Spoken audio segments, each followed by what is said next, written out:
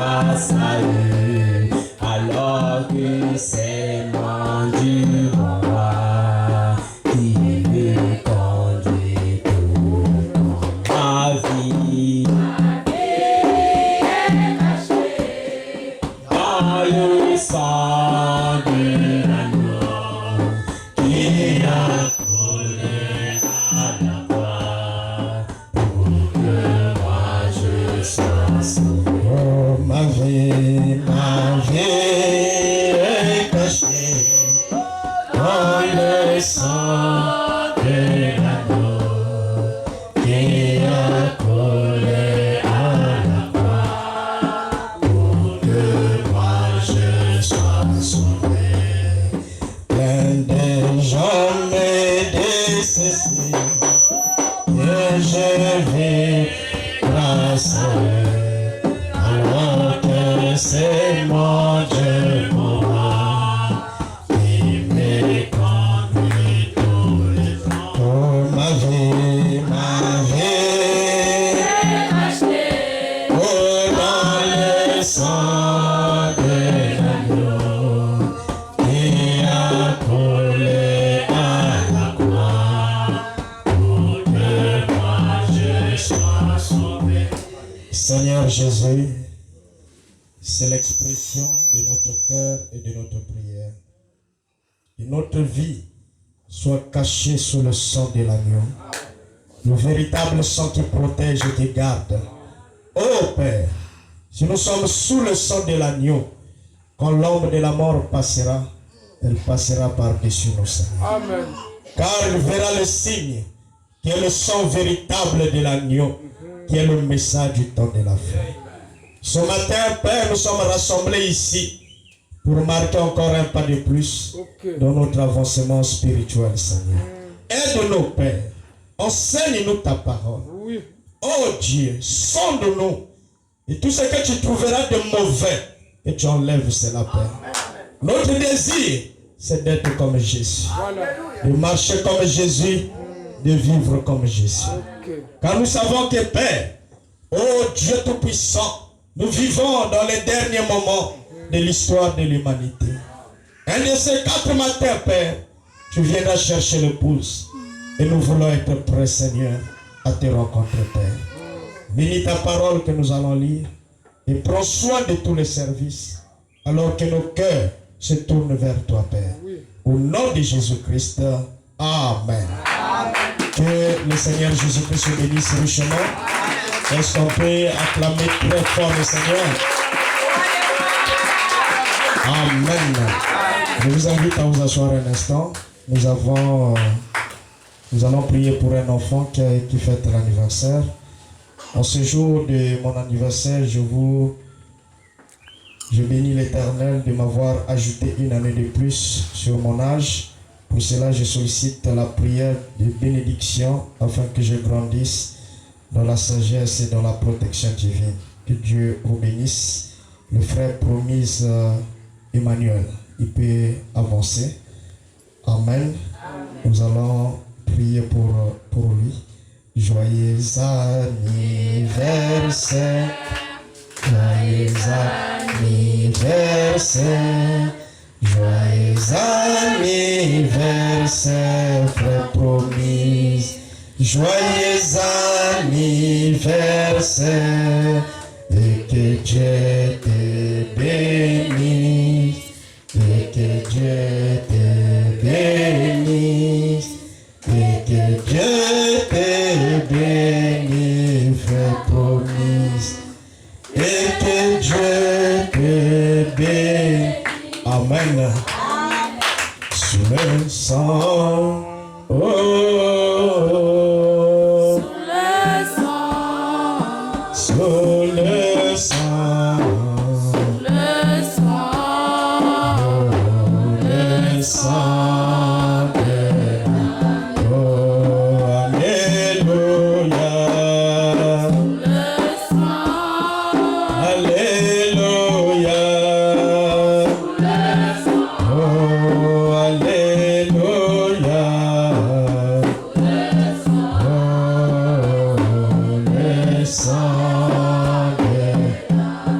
Seigneur Jésus, je bénis ce jeune homme, qu'il soit béni par toi, Père. Tu viens d'ajouter une année de plus dans sa vie. Laisse qu'au Dieu, que cette année lui apporte encore beaucoup de richesses, de bénédictions dans son cœur d'enfance, Seigneur, qu'il puisse grandir dans la crainte de ton nom, Père.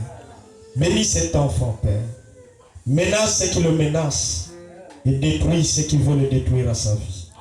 Qu'il soit dans ta main, Père. Que 1000 tombent à côté de 10 000 à droite, que cet enfant reste debout. Qu'il soit un témoignage pour la cause et l'amour de Christ, Père. Je le recommande entre tes mains, Seigneur. Tu le connais mieux que moi, Père. Je prie pour lui, Seigneur. Peut-être que c'est la première fois que je l'ai vu, mais toi tu le connais, Seigneur Jésus. Laisse que cet enfant soit béni par toi, Père. Longue vie, protection, Seigneur. Et qu'il soit entre tes mains. Et que sa vie soit environnée de ta présence, Père. Garde-le plus près de toi, alors que je bénis son cœur. Au nom du Seigneur Jésus-Christ. Amen. Joyeux anniversaire, frère Clovis. Amen. Que Dieu le bénisse richement. Alors, je voulais faire le rapport rapidement avant de passer à la prédication. Normalement, nous avons récolté, le frère Cédric m'a fait le rapport tout à l'heure, au moins 73 400. Mais seulement on avait le problème d'électricité ici qui était, je crois, 44 369 francs. Et on avait déplacé aussi le prédicateur ici, qui avait prêché ici autour peut-être de 10 000. Donc, dans la caisse, normalement, il nous reste au moins 21 500. Amen. Donc, on ne pouvait pas laisser, parce que si on nous coupe le courant ici, ça devrait être difficile. Amen. Donc, je sais que c'est difficile, mais je sais que Dieu pourvoira pour que nous puissions acheter le ciment pour commencer les travaux. Amen. Donc, les offrandes, en tout cas, on n'a pas assez d'entrée pour faire face à certaines obligations. Mais sinon, généralement, c'est moi qui paye le courant ici, et le frère Cédric aussi. Donc, pour l'instant, on a touché l'argent de l'église. Amen. Pour payer la facture du courant, pour déplacer les prédicateurs et les petites choses de l'église. Mais je sais que Dieu fera quelque chose. Amen. Que le Seigneur vous bénisse. Je vous invite à vous tenir debout. Nous allons prendre nos Bibles. Ce matin, je vais parler sur un petit sujet, une exhortation. Vous savez, nous sommes en train d'aller vers une nouvelle année. Et j'aimerais que nous puissions affronter cette année avec beaucoup d'assurance, beaucoup de force et tout ce qu'il faut. Amen. Et donc, nous allons prendre 1 Corinthiens, chapitre 14, à partir du verset 32. 1 Corinthiens 14, à partir du verset 32. Nous lisons au nom du Seigneur Jésus-Christ. Les esprits des prophètes sont soumis aux prophètes. Car Dieu n'est pas un Dieu de désordre, mais de paix, comme dans toutes les églises des saints. Que les femmes se taisent dans les assemblées, car il ne leur est pas permis de parler, mais qu'elles soient soumises, selon que le dit aussi la loi. S'ils veulent s'instruire sur quelque chose, qu'elles interrogent leur mari à la maison, car il est malséant à une femme de parler dans l'église. Est-ce de chez vous que la parole de Dieu est sortie, ou est-ce à vous seul qu'elle n'est pas venue? Si quelqu'un croit être prophète ou inspiré, qu'il reconnaisse que ce que je vous écris est un commandement du Seigneur. Que Dieu bénisse sa parole. Je vous invite à vous asseoir. Alors ce matin, nous allons parler sur le Dieu d'ordre. Amen. Dieu n'est pas un Dieu de désordre, mais de paix. Est-ce que vous êtes avec moi? Alors nous allons parler sur le Dieu d'ordre. Et pour cela, j'aimerais d'abord lire quelque chose ici, dans la brochure L'Église et sa condition, paragraphe 21. Le prophète dit maintenant, je vais vous parler ce matin en parabole de telle façon que même la personne la plus irreligieuse qui se trouvait ici soit capable de comprendre. Eh bien, nous venons à l'église pour devenir meilleurs. Est-ce que vous êtes avec moi? Amen. Donc si nous sommes rassemblés ici, si nous venons ici à l'église pour écouter la parole, c'est pour que nous soyons meilleurs. Est-ce que vous me suivez? Amen. Nous venons pour nous rendre des meilleurs gens, des meilleurs chrétiens, des meilleurs citoyens, des meilleurs pères, des meilleures mères, des meilleurs voisins. Amen. Amen. Donc si nous venons à l'église ici, et que notre comportement devient toujours pire, c'est que nous avons perdu le but pour lequel nous venons à l'église. Un homme qui va à l'église pour écouter la parole de Dieu, cet homme-là doit s'améliorer, doit changer, doit être meilleur. Amen. Amen. Parce que nous écoutons, oh non, même qui connaît dans l'église, il y a un comportement, il y a marqué tout cela. Nous ne voulons plus ces choses. Amen. Amen. Donc nous venons ici à l'église pour être meilleurs. Pas seulement dans ton quartier, mais partout, on doit sentir que ce monsieur va à l'église et qu'il est meilleur. Amen. Meilleur citoyen. Amen. Meilleur chrétien. C'est le but pour lequel nous partons à l'église. Amen. Amen. Nous venons parce que Christ nous a dit que si nous venons et demandons quelque chose en son nom, là où nous étions rassemblés à 2 ou 3, il serait parmi nous et nous l'accorderions. Amen. Amen. Donc nous venons à l'église parce qu'il est écrit dans la parole que là où 2 ou 3 s'assemblent en son nom et qu'ils demandent quelque chose, Dieu va leur accorder cela. Alléluia. Amen. Donc s'il y a un endroit où Dieu exauce, c'est bien ici, frère. S'il y a un endroit où Dieu écoute nos prières, c'est bien ici. Est-ce que je peux entendre là? Amen. Donc nous venons pour être meilleurs, frère. Quand nous sortons ici, après avoir écouté la parole, nous devons être les meilleurs chrétiens. Nous devons être les meilleurs citoyens. Nous devons être les meilleurs voisins. Amen. Amen. Parce qu'après avoir écouté la parole, on sort, on devient danger de mort.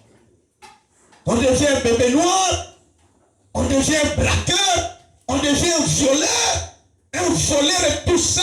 Non, ce n'est pas le but pour lequel nous sommes ici. Voilà. Ici, si on devient voleur, alléluia, on répare, l'esprit de vol a déjà quitté. Amen. Si on est braqueur, l'esprit de braquage part. Voilà. On commence à respecter les gens. Voilà. Alléluia. Amen. Et on respecte ce qui appartient aux gens. Oui. On ne prend plus les choses qui ne nous appartiennent pas. Est-ce que je peux entendre un amen? Amen. C'est ça. C'est le but pour lequel nous venons à l'église. Amen. Amen. Frère Branham continue. Il dit ainsi. Si nous venons et demandons quelque chose en son nom, là où nous étions rassemblés 2 ou 3, il serait parmi nous et nous l'accorderions. Ainsi, qu'y a-t-il de plus ou de mieux pour nous aujourd'hui que de savoir que nous avons 3 points de suspension à l'église pour devenir meilleurs, pour élargir notre entendement. Amen. Amen. Donc nous venons ici pour que notre entendement soit élargi. Notre compréhension de la parole soit élargie. Voilà. Est-ce que vous êtes avec moi? Amen. Combien dirait, c'est la raison pour laquelle je suis ici. Voyez, je fais une meilleure compréhension. Et nous ne pouvons pas avoir de meilleure compréhension à moins que cela 3 points de suspension. Amen. Amen. Donc frère, vous devrez savoir que vous êtes ici. C'est pour être les meilleurs voisins, pour être les meilleurs citoyens, pour être les bonnes personnes, pour être le sel de la terre. Amen. Est-ce qu'on peut avancer? Amen. Le Fils de Dieu manifesté, paragraphe 199. La Bible dit que l'esprit des prophètes est soumis aux prophètes. Dieu n'est pas un Dieu de désordre. Alléluia. Comme moi je suis debout ici, en tant que prédicateur sous l'onction de Dieu, peu importe combien vous avez envie de parler en langue, vous devez vous taire jusqu'à ce que Dieu aura terminé ici. Amen. Amen. C'est ça. Quand le prédicateur monte à la chair, tel que je suis ici en train de prêcher, même si l'Esprit de Dieu descend pour que tu parles en langue, tu dois te taire. Si tu te lèves pendant que je prêche et que tu parles en langue, c'est le désordre. Amen. Oui. Est-ce que je peux entendre un amen? Amen. J'aimerais que nous soyons en ordre, mes frères. Parce qu'une église ordonnée, c'est une église où l'Esprit de Dieu règne. Voilà. Amen. Je préfère que chacun ici, en rentrant ici, puisse savoir ce qu'il doit faire. Nous aurons plus de bénéfices comme ça. Amen. C'est ça. Alléluia. Amen. Il dit, comment je suis debout ici, en tant que prédicateur sous l'onction de Dieu. Peu importe combien vous avez envie de parler en langue, vous devez vous taire jusqu'à ce que Dieu aura terminé ici. Et puis, si vous parlez en langue, ce ne doit pas être une simple répétition des Écritures. Voilà. Alléluia. Parce que Dieu a dit de ne pas user de vaines redites. Mais c'est un message adressé directement à quelqu'un. Demandez-moi s'il y a une seule fois. Indiquez-moi une seule fois où le Saint-Esprit, dont le discernement est déjà dit à quelqu'un, répétez continuellement le même verset biblique. Il leur parlait de quelque chose qui n'allait pas chez eux. Quelque chose qu'ils avaient fait, quelque chose qu'ils devaient faire, ou quelque chose qui devait arriver, ou quelque chose comme ça. N'est-ce pas vrai? C'est pareil pour le parler en langue et l'interprétation. S'il y a une personne dans l'église qui parle en langue,